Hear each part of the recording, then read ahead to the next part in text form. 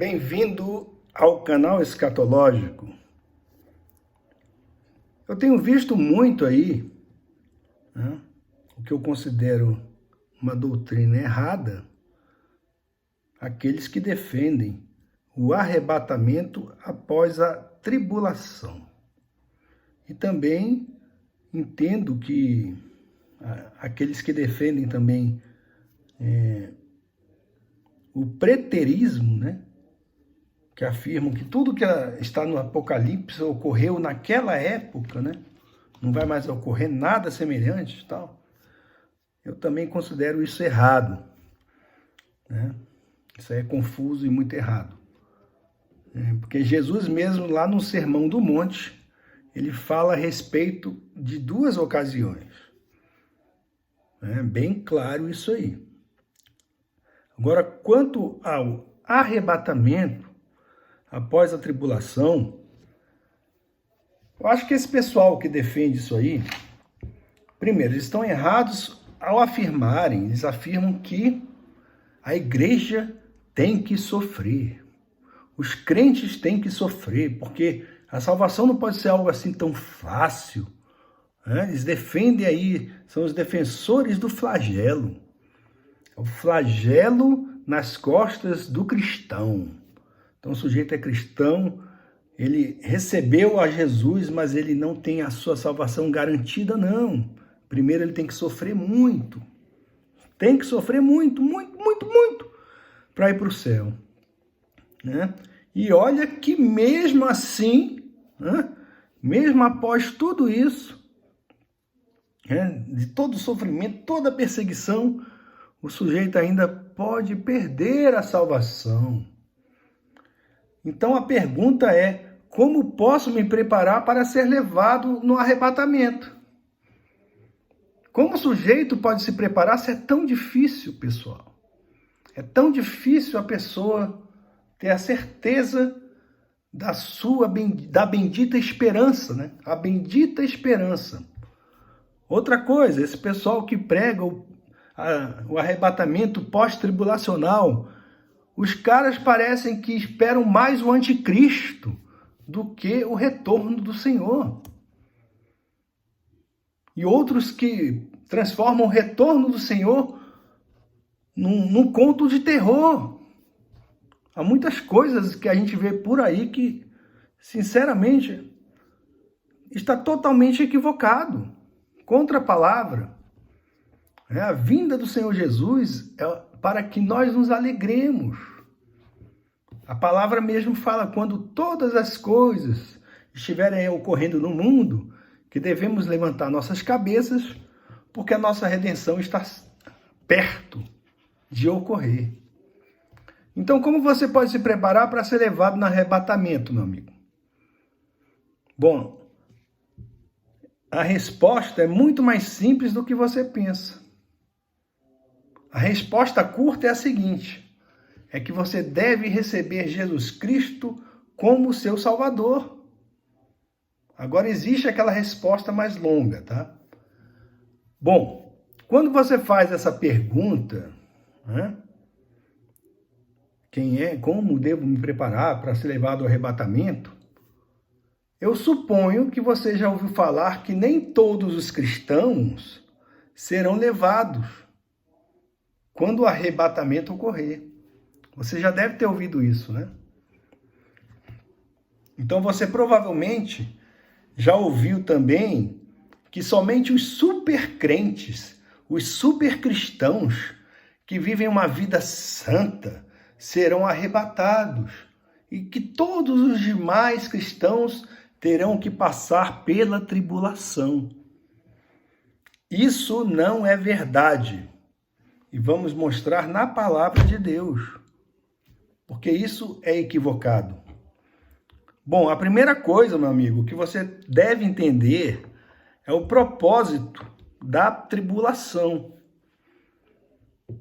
Qual o propósito da tribulação? A tribulação é um tempo de julgamento sobre a terra e de punição para Israel. Você deve notar, por favor, Note que Israel e a igreja não são o mesmo grupo de pessoas. A igreja é um organismo espiritual. As pessoas na igreja estão relacionadas por causa do seu nascimento espiritual, por terem nascido de novo, conforme João. Vamos lá, João, capítulo 3, versículo, se não me engano, versículo 3. Vamos ver. João 3. Tem o mais famoso que é o 3,16, né? Em resposta, Jesus declarou, ele falando para o Nicodemos, né? Digo-lhe a verdade, ninguém pode ver o reino de Deus se não nascer de novo. Em grego, essa palavra nascer de novo, essa expressão, na verdade, é a palavra noten, nascer do alto, um nascimento espiritual, vindo diretamente da parte de Deus. Olha a luzinha ali, ó. Da parte de Deus. Ó, ficou interessante isso aqui. Não é Covid, apenas uma tosse, tá? Então, vindo da parte de Deus, né? Nascer do alto, nascer do alto. Então, as pessoas na igreja estão relacionadas por causa do seu nascimento espiritual. A igreja não é um fato social. Você pode até estudar, né, a igreja como um fenômeno social, mas não é um fenômeno espiritual. O povo de Israel, entretanto, os judeus, são ligados pelo sangue.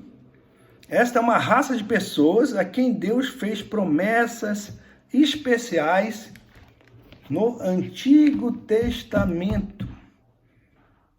Então Deus declarou um tempo de julgamento sobre Israel por causa da sua infidelidade. Então tem muitos aí, né, os pós-tribulacionistas, mas como Israel pode ser o povo de Deus? Os caras são isso, são aquilo, são... né? Não interessa. Deus vai tratar com eles na grande tribulação. Tá certo? Então, este tempo de julgamento é declarado como sendo apenas para Israel. Vamos lá em Daniel, capítulo 9. Onde é que é?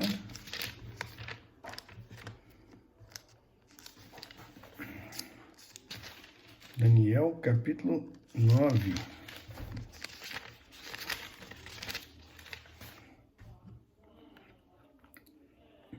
Versículo 24 a 27.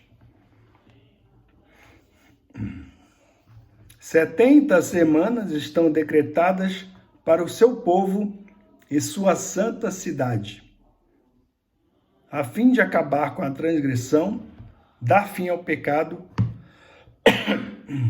expiar as culpas, trazer justiça eterna, cumprir a visão e a profecia e ungir o Santíssimo. Saiba e entenda que a partir da promulgação do decreto que manda restaurar e reconstruir Jerusalém até que o ungido, o líder, venha, haverá 7 semanas e 62 semanas.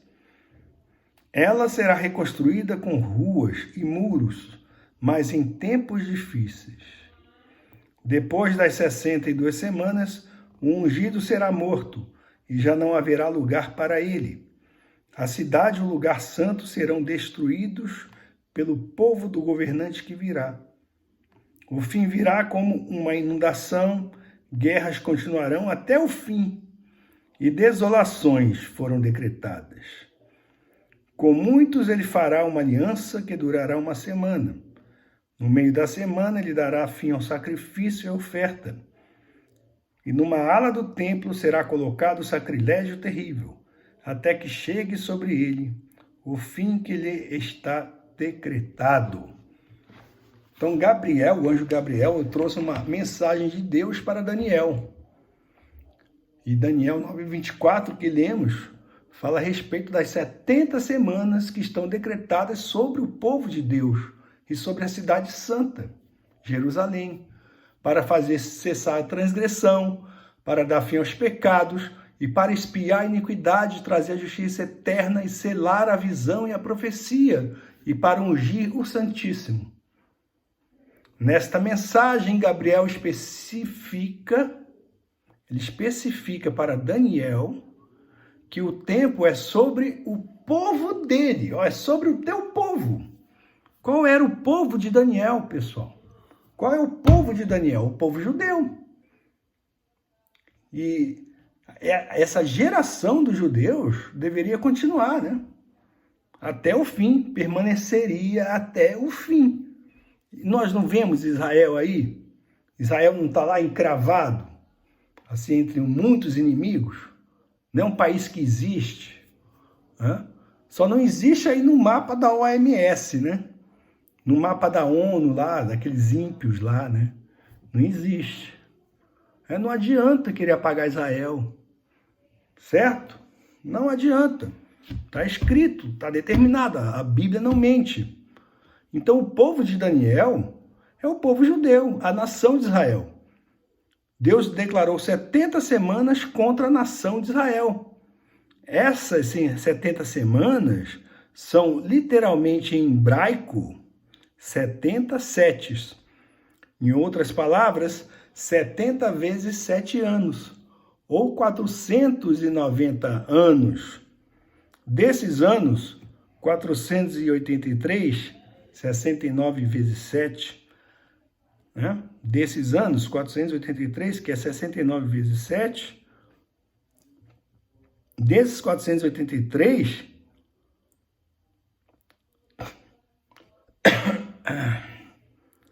desses anos, não, é o seguinte, desses anos, 69 vezes 7, que é 483 anos,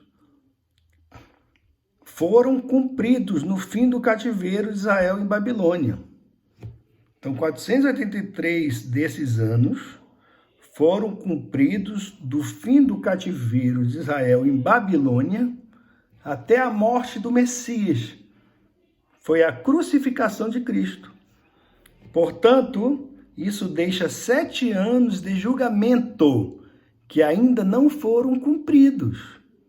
Esses 7 anos são os anos da tribulação. O ponto é que esta profecia se refere a Israel primeiramente, e o objetivo do julgamento é cessar a transgressão para dar fim aos pecados e para expiar a iniquidade e trazer a justiça eterna e selar a visão e a profecia e para ungir o Santíssimo. Bom, dito isso, podemos demonstrar com base nas Escrituras que os cristãos, os nascidos do alto, os nascidos de novo, os que confessam a Jesus como seu único e suficiente Salvador, não estarão na tribulação. Então vamos ver lá em 1 Tessalonicenses 4,13.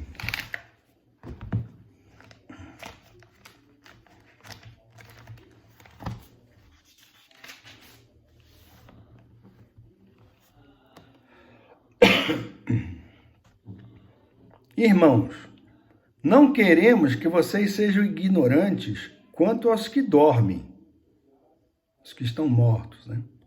Para que não se entristeçam como os outros que não têm esperança. Se cremos que Jesus morreu e ressurgiu, cremos também que Deus trará, mediante Jesus e com ele, aqueles que nele dormiram, que morreram crendo em Jesus. Dormiram em Jesus, descansaram em Jesus.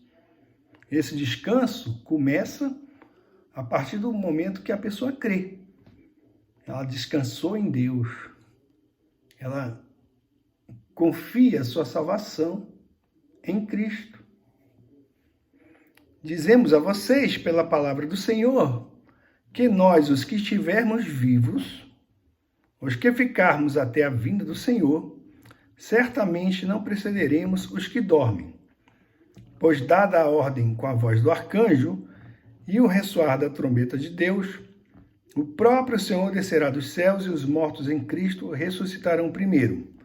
Depois nós, os que estivermos vivos, seremos arrebatados com eles nas nuvens, para o encontro com o Senhor nos ares. E assim estaremos com o Senhor para sempre. Consolem-se uns aos outros com essas palavras.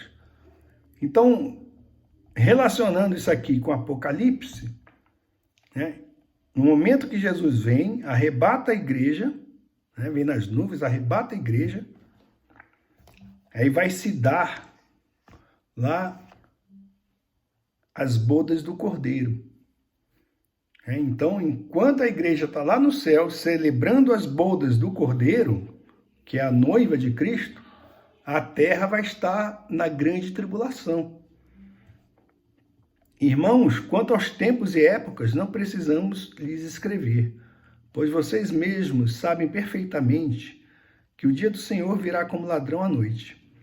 Quando disserem paz e segurança, a destruição virá sobre eles de repente, como as dores de parto à mulher grávida, e de modo nenhum escaparão. Mas vocês, irmãos, não estão nas trevas, para que esse dia os surpreenda como ladrão. Vocês todos são filhos da luz, filhos do dia, não somos da noite nem das trevas. Então você crê, você é filho do dia. Você não é filho das trevas. Portanto, não durmamos como os demais, mas estejamos atentos e sejamos sóbrios. Pois os que dormem, dormem de noite. Os que se embriagam, embriagam-se de noite. Nós, porém, que somos do dia, sejamos sóbrios, vestindo a couraça da fé e do amor e o capacete da esperança da salvação. Esperança da salvação. Porque Deus, vejam só, esse aqui é o versículo-chave. Porque Deus não nos destinou para a ira. A tribulação é a ira de Deus sobre a terra, sobre os pecadores e sobre Israel. Deus não nos destinou para a ira, mas para recebermos a salvação por meio de nosso Senhor Jesus Cristo. Então, preste atenção nesse versículo. Então, em 1 Tessalonicenses 5,9, está aí a chave para você entender. Porque Deus não nos destinou para a ira, mas para alcançarmos a salvação por nosso Senhor Jesus Cristo. Preste atenção. Releia aí na sua Bíblia, 1 Tessalonicenses 5,9. Paulo diz que não nos destinou, que Deus não nos destinou para a ira. Paulo afirma que Deus não nos destinou para a ira, principalmente a ira do dia do Senhor.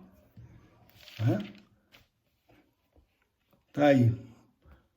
Quando disserem, né? O dia do Senhor virá como ladrão à noite. Virá sobre eles. Aqui está falando, você é eles. Quando disserem paz e segurança, a destruição virá sobre eles. Sobre eles não é sobre a igreja, pessoal. Aqui não está falando dos crentes, não, sobre eles. Os moradores da terra, quando fala lá em Apocalipse, são aqueles que pertencem a este mundo. Que não conhecem Jesus como Salvador. Não creram nele. Mas a todos que os receberam, estes foram feitos filhos de Deus. Outra evidência de que os crentes não passarão pela tribulação vem de 1 Coríntios. Nessa carta, Paulo acentuadamente repreende os crentes por serem cristãos carnais. No entanto, no capítulo 15, que é grande, você pode ler aí depois na sua Bíblia, Paulo escreve sobre o arrebatamento e nunca indica que alguns dos crentes coríntios, por mais carnais que fossem, seriam deixados para trás. Os verdadeiros crentes em Jesus Cristo não terão de suportar a tribulação. E a única maneira de você A única maneira de você ser deixado para trás no arrebatamento é se você não tiver recebido a Cristo como seu Salvador. Né? Se você for, você recebeu a Cristo, não, mas olha, aquele cara ali, rapaz, que santidade, né? O homem é santo demais. Eu acho que ele vai pegar o primeiro carro assim, ó, o primeiro carro para o céu, né? Esse vai, né? É mais santo foi mais santo que Elias, né? Então, há níveis de santidade, isso aí é galardão, né? Outras coisas, né?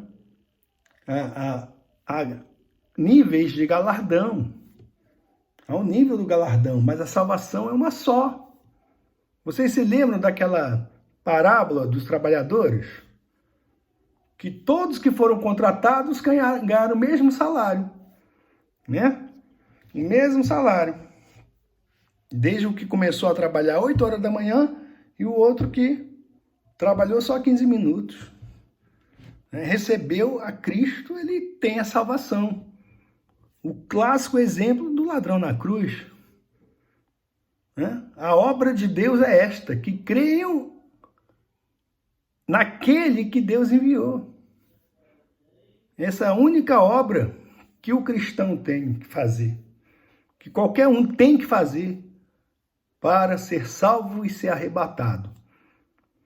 E você também conhece a história do carcereiro, né? O carcereiro lá, ele perguntou para Paulo, né? E para Silas, né? Senhores, que devo fazer para ser salvo? Vejam só a ideia do cara, né? Fazer alguma coisa. Qual foi a resposta de Paulo? Crê no Senhor Jesus e serás salvo, tu e tua casa. Fica a dica.